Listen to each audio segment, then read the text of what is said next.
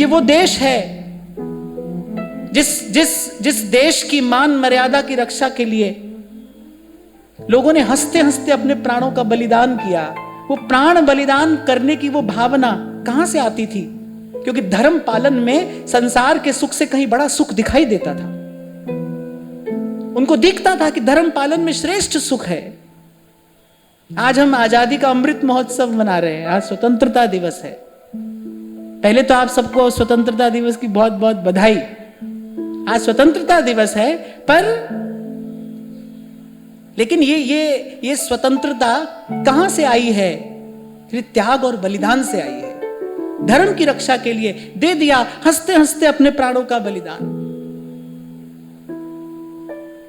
कुछ विचार ऐसे हैं जिनसे मैं बहुत ज्यादा सरोकार नहीं रखता। जैसे किसी ने कहा कि दे दी हमें आजादी बिना खड़ग बिना ढाल। कोई भिक्षा में नहीं मिली है आजादी, बिना खड़ग बिना ढाल आजादी नहीं मिली है, भीख में नहीं मिली है आजादी।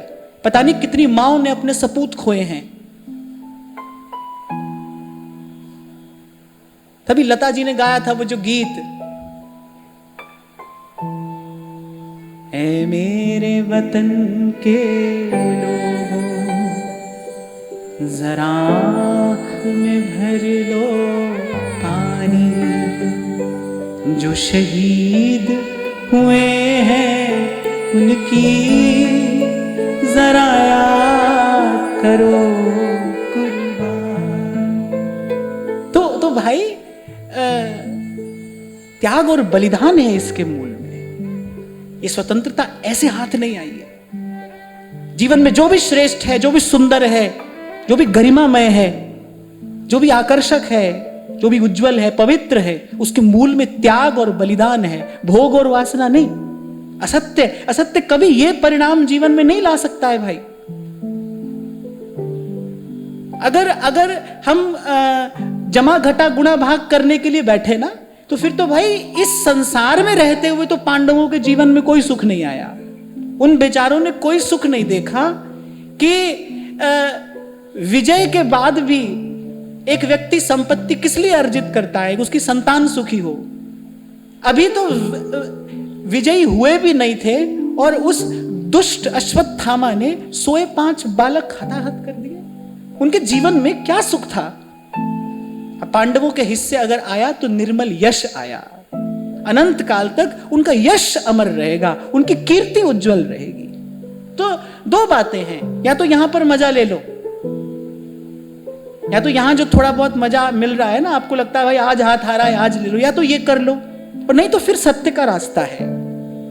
कल भी मैंने आपसे कहा था ना, एक शिल्पकार जब मूर्ति बनाता है तो मूर्ति नहीं बनाता है, वो अनावश्यक पत्थर को हटाता है। और अनावश्यक पत्थर पानी से धोकर नहीं हटाया जाता है, लाड़ दुलार करके अनावश्यक पत्थर नहीं हटाया जाता है, उसको छेनी और हथौड़े से ही हटाया जाता है। यही प्रकृति का विधान है, यही प्रकृति की प्रक्रिया है।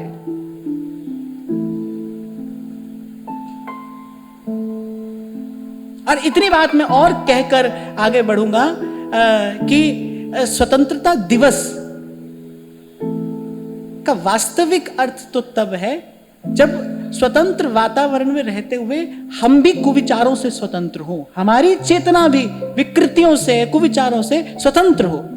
मुझे कहने में कोई संकोच नहीं है, हम आज भी ऐसे ही समाज में रहते हैं। कितना भी समृद्ध परिवार क्यों ना हो, कितना भी समृद्ध परिवार क्यों ना हो, लेकिन उसकी दृष्टि इस बात पर रहती है कि बहू आएगी तो घर में क्या लेकर आएगी। कुछ लोग इस कुरीति से मुक्त हो गए हो तो एक बात है, पर आज भी समाज का बहुत बड़ा हिस्सा ऐसा ही है।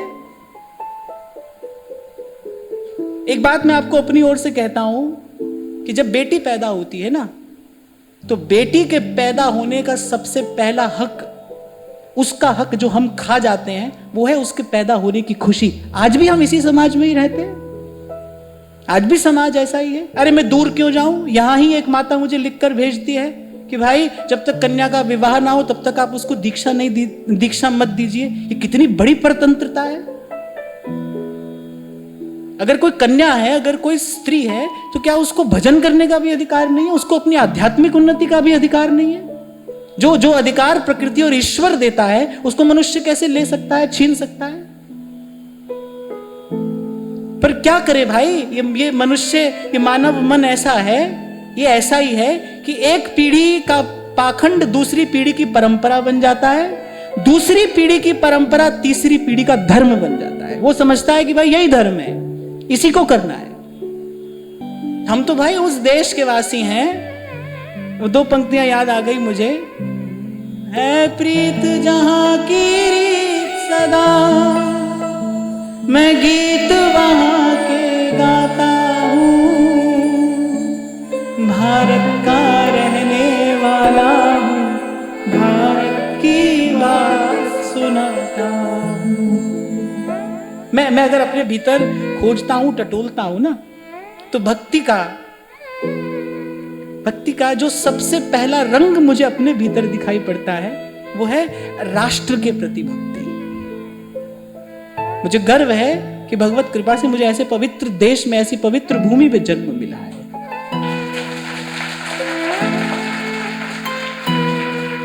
हमारे संत कहते हैं, ज्ञान सहित नर देहवर और भरत खंड में हुई। जैसे केसर नहीं फूलता फलता है ना कश्मीर के अतिरिक्त कहीं और नहीं होता है। जो चंदन मलयागिरी पर फूलता है उसका गुण, उसकी सुवास अलग होती है। ऐसे ही ध्यान रखना। और जब मैं यहां से कहता हूं तो सारे विश्व के लोग सुनते हैं। कोई कहीं भी रहता हो, मैं कोई पक्षपात नहीं कर रहा हूं, लेकिन अध्यात्म का बीज तो इसी पवित्र भूमि पर ही फलता फूलता है और कहीं भी नहीं। जीव और ब्रह्म का मिलन तो इसी भूमि पर आकर होता है।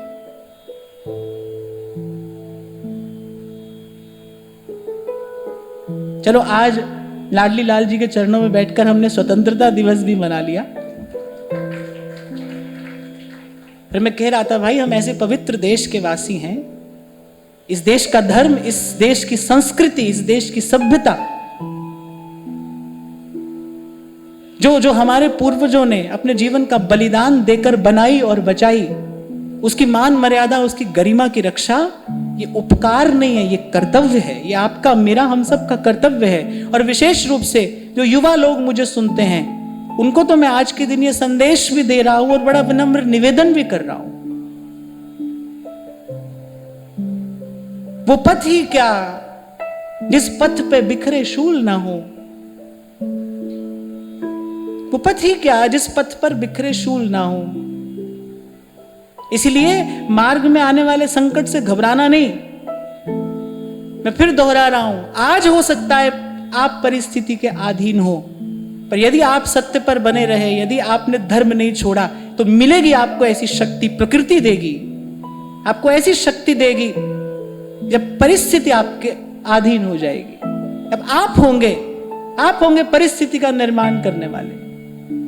एक शायर बड़ी अच्छी बात कहता है, दयारे इश्क में अपना मकाम पैदा कर, दयारे इश्क में अपना मकाम पैदा कर, नया जमाना नए सुबह शाम पैदा कर। और कहता है, सुन मजहब तेरा अमीरी नहीं फकीरी है। सच्ची बात है, अमीर होने के लिए मनुष्य नहीं हुए, हम तो फकीर होने के लिए हुए हैं। अगर मजहब तेरा अमीरी नहीं फकीरी है, खुद ही ना बेच, दयारे इश्क में अपना मकाम पैदा कर, नया जमाना नए सुबह शाम पैदा कर। मजहब तेरा अमीरी नहीं फकीरी है, खुद ही ना बेच और गरीबी में नाम पैदा कर। दयारे इश्क में अपना मकाम पैदा कर।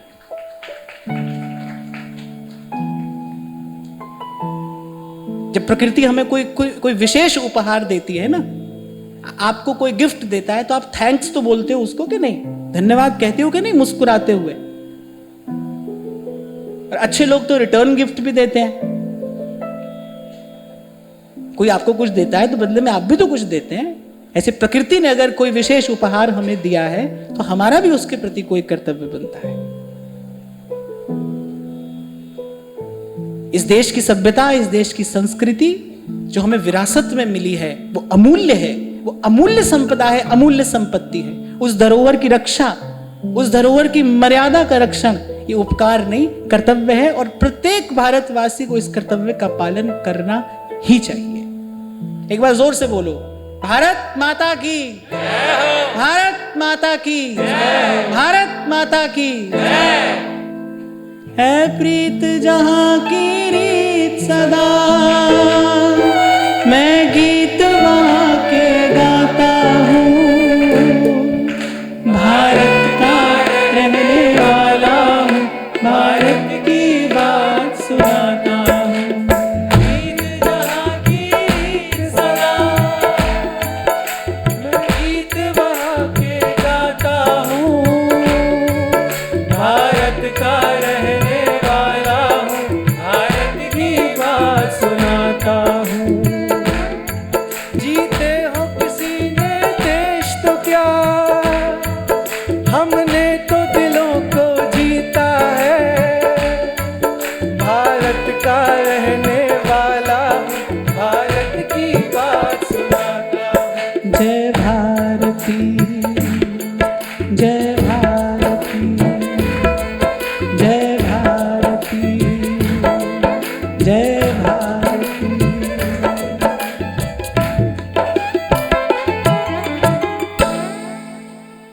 तो सदा सर्वदा योगियों के, तपस्वियों के, ऋषियों के, मनीषियों के, संतों के